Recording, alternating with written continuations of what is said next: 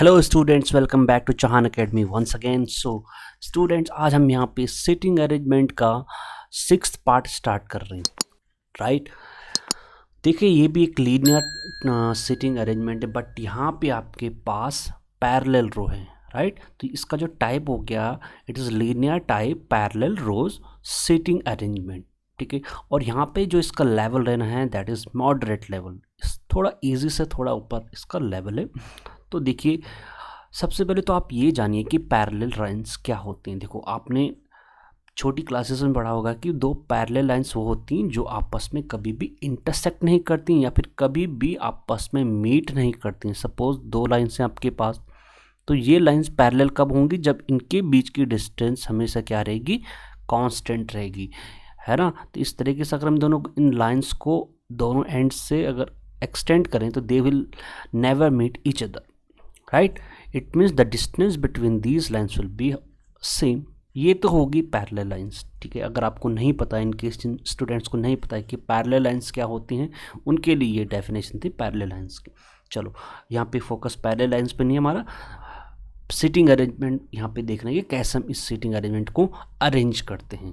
देखिए, पहले हम इसको हटा देते हैं। चलो, तो क्वेश्चन पे आते हैं। देखो, क्वेश्चन में हमारे पास है देयर आर 10 पीपल, ठीक है। कितने लोग हैं? 10 लोग हैं। ए बी सी डी इसी तरीके से नाम के आपके टी तक, sitting in 2 parallel row and 5 persons namely, and क्या लिखा है? And 5 persons namely A B C D and E are sitting in row 1। मतलब इन ए बी सी डी ई आपके रो 1 में सिट कर रहे हैं and they are facing in north direction. तो आपके पास दो पैरेलल लाइंस होंगी इस तरीके से। रो 1 में आपके पास ए से लेके ई तक लोग बैठे हुए हैं, they are in row 1 and they are facing north direction. मतलब इस तरीके से हो गया कि भाई ये आपकी रो 1 होगी and these are facing in north direction. So 5 लोग आपके पास नॉर्थ डायरेक्शन में फेस, थोड़ा बड़ा बड़ा बना लेते हैं इनको, इस तरीके से बना लेते हैं।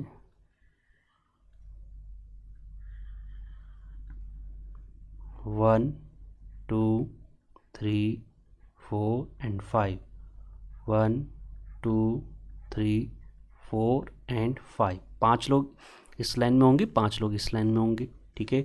अब ये आपकी रो 1 है, इसमें आपकी ए से लेके ई तक बैठे हुए हैं and they are facing in the north direction, ठीक है। नॉर्थ डायरेक्शन आपकी अपवर्ड होती है। नाउ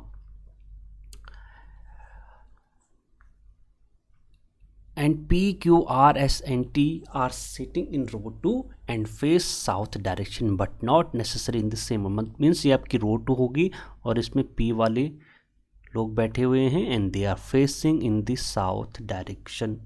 ये तो जनरल इंस्ट्रक्शन है क्वेश्चन की। Now therefore in the given arrangement each member seated in a row faces another member of the other row. मतलब ये इस तरीके से बैठे हुए हैं कि एक दूसरे को फेस कर रहे हैं। इस रो का एक मेंबर दूसरे रो का दूसरे मेंबर को फेस कर रहा है, ठीक है। ऐसा नहीं कि कोई मेंबर यहाँ पे बैठा होगा बीच में और इसके फ्रंट में कोई भी ना बैठा हो, ठीक। ये इस तरीके से बैठे हुए हैं कि एक दूसरे को फेस कर रहे हैं दोनों रो में, ठीक। 5 लोग इस रो में इनको फेस कर रहे हैं। चलो, अब देखो क्या कंडीशंस आपके पास। सबसे फर्स्ट कंडीशन है आपके पास S sits one of the extreme ends of row. S row के किसी एक एंड पे बैठा हुआ है। अब देखो, एस किस रो में आएगा? इस वाले रो में। अब एस या तो इस एंड पे हो सकता है या फिर इस एंड पे हो सकता है। दो केसेस बन रहे हैं हमारे पास, तो हम दोनों एंड पे बिठा के चल लेते हैं। एक बार हमने मान लिया कि चलो एस यहाँ पे बैठा हुआ है, दूसरी बार अगर एस बैठा हुआ तो हम उसको अंदर की साइड लिख लिया है, ठीक है। चलो, अब यहाँ पे दो केसेस बनने, इसलिए मैंने दोनों बार एस लिख लिया। अगर मैं यहीं पे एस लिख लूँ तो आगे चल के कुछ प्रॉब्लम क्रिएट हो सकती है, क्योंकि यहाँ पे दो केसेस एट ए टाइम बन जाएंगे आपके पास। Now 2 person sit between S and the one who faces C. जो सी को फेस करता है उसके बीच में और एस के बीच में दो लोग हैं, ठीक है। एस के बीच में और जो सी को फेस करता हो उसके बीच में दो लोग बैठे होंगे। मतलब सी तो इस रो में बैठा होगा आपका। अब एस यहाँ है, तो एस को छोड़ने के बाद, दो लोग छोड़ने के बाद जो बैठा हुआ है वो सी को फेस कर रहा है। इट मीन्स यहाँ पे सी होगा आपके पास, ठीक, और ये सी को फेस कर रहा है, तो इसके बीच में और इसके बीच में दो लोग हैं आपस में। सिमिलरली अगर मैं इस कंडीशन को लूँ, इस कंडीशन के अकॉर्डिंग तो सी यहाँ आएगा। दूसरी जो कंडीशन है, दो पर्सन्स को छोड़ने के बाद ये आएगा, और इसको कौन फेस करेगा, सी फेस करेगा, ठीक। इसके अकॉर्डिंग सी यहाँ आएगा, इस पर्सन के अकॉर्डिंग सी यहाँ आएगा। Now B is immediate right of C, B कहाँ बैठा है, सी के इमीडिएट राइट। अगर सी यहाँ पे है तो बी हमारा यहाँ हो जाएगा, और इसके अकॉर्डिंग अगर सी यहाँ पे बैठा हुआ है तो it means B will be है। नाउ आर फेसिस ए, यहाँ पे ना हमारे पास आर है ना ही ए है, हमने लिख लिया कि आर जो है ए को फेस कर रहा है, right. Now R is not immediate neighbour of the one who faces D, मतलब आर उसका नेबर नहीं है जो डी को फेस कर रहे हैं। डी को जो भी फेस कर रहा है वो आर का पड़ोसी नहीं है, ठीक। मतलब आर का पड़ोसी डी को फेस नहीं कर रहा है, या फिर डी आर के पड़ोसी को फेस नहीं कर रहा है, इसका ये मीनिंग है। Now Q and T R immediate neighbour of each other. चलो, तो क्यू और टी एक दूसरे के पड़ोसी हैं, ठीक, इस लाइन में होंगे कहीं।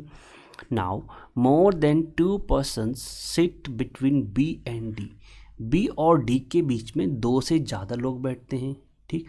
अगर बी यहाँ पे है तो 2 से ज़्यादा लोग मतलब 3 लोग बैठेंगे, तो 1 2 3, it means D will be here, ठीक है। डी यहाँ पे आ जाएगा आपके पास। क्यों डी यहाँ क्यों आएगा, क्योंकि बी और डी के बीच में 2 से ज़्यादा लोग, तो मैक्सिमम 3 ही तो लोग बैठ सकते हैं, ठीक है। 1 2 3 4 तो बैठ नहीं पाएंगे, क्योंकि डी के fifth one will be no one here. इट मीन्स बी और डी के बीच में मैक्सिमम 3 ही लोग बैठ सकते हैं, और हमारे पास कंडीशन है कि 2 से ज़्यादा 3 ही हो सकते हैं, 4 नहीं हो सकता, ठीक है। क्योंकि ये 5 लोग तो खुद ही हैं, तो बी को छोड़ने के बाद 4 ही बच रहे हैं, तो चौथा कौन होगा, डी होगा, तो 3 उनके बीच में होंगी। अब इस कंडीशन को अगर मैं लूँ भी, 2 इसके राइट में है, 2 इसके लेफ्ट में, 2 से ज़्यादा हो ही नहीं सकते, मतलब डी अगर यहाँ होगा तो इनके बीच में तो कोई भी नहीं, डी यहाँ होगा तो इनके बीच में सिर्फ एक पर्सन है। सिमिलरली अगर डी यहाँ होगा तो इनके बीच में, बी और डी के बीच में एक ही पर्सन आ रहा है, यानी ये वाली जो कंडीशन ली थी हमने, ये होगी हमारी रॉन्ग। सो ये वाली कंडीशन जो ली थी हमने, ये सही होगी। अब देखो, जो डी को फेस कर रहा है उसका पड़ोसी आर नहीं है, मतलब आर का पड़ोसी डी को फेस नहीं कर रहा है। इट मीन्स यहाँ पे तो आर नहीं आने वाला हमारा, ठीक है। आर की लोकेशन ये, अगर आर ये हो गया तो आर का पड़ोसी डी को फेस नहीं करेगा, बट यहाँ पे ये तो फेस कर रहा है, इट मीन्स आर यहाँ पे नहीं आएगा। और आर ए को फेस करेगा, इट मीन्स आर यहाँ भी नहीं आएगा और यहाँ भी नहीं आएगा। तो आर की पोजीशन देखो हो चुकी, आर यहाँ तो आएगा नहीं, यहाँ भी नहीं आएगा, यहाँ भी नहीं आएगा और यहाँ नहीं आएगा, तो आर के लिए सिर्फ एक ही पोजीशन बच गई, ये, और ये किसको फेस करेगा, ए को, right. Now next is Q और टी एक दूसरे के इमीडिएट नेबर है, तो भाई क्यू और टी के लिए यही पोजीशन बच गई, बट क्यू यहाँ भी हो सकता है और यहाँ भी हो सकता है।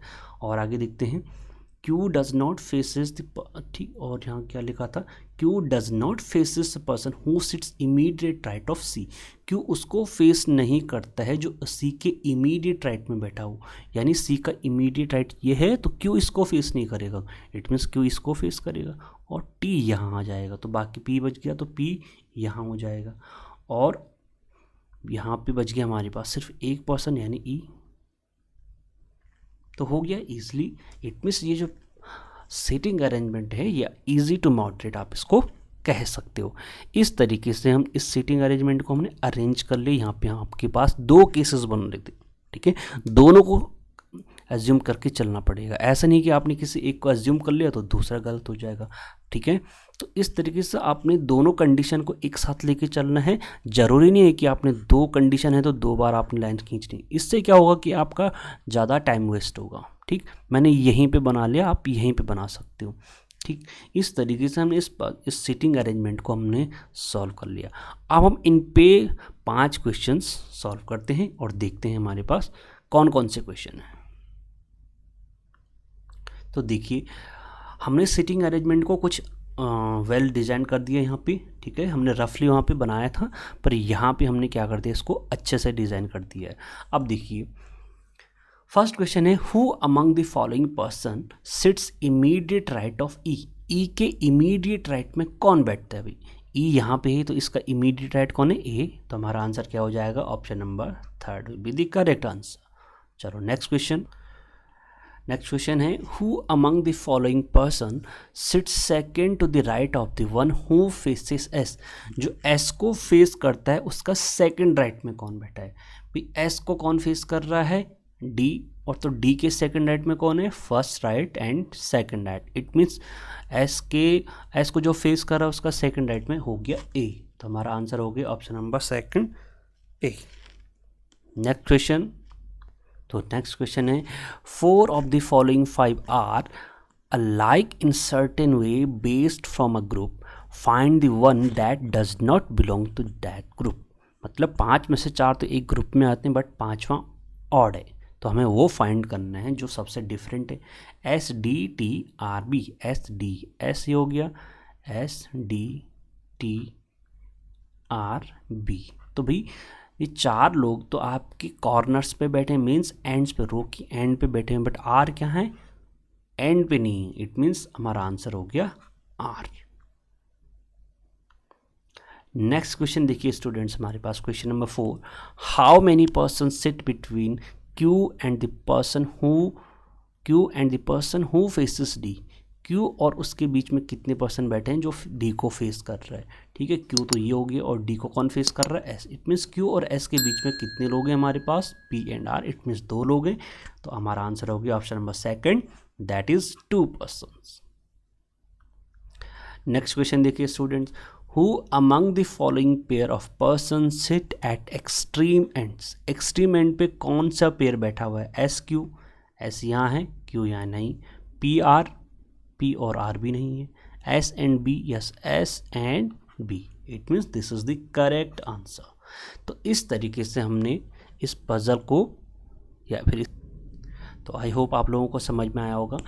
अगर अभी तक आपने चैनल को सब्सक्राइब नहीं किया है तो please subscribe the channel and like the video. Thank you and have a nice day.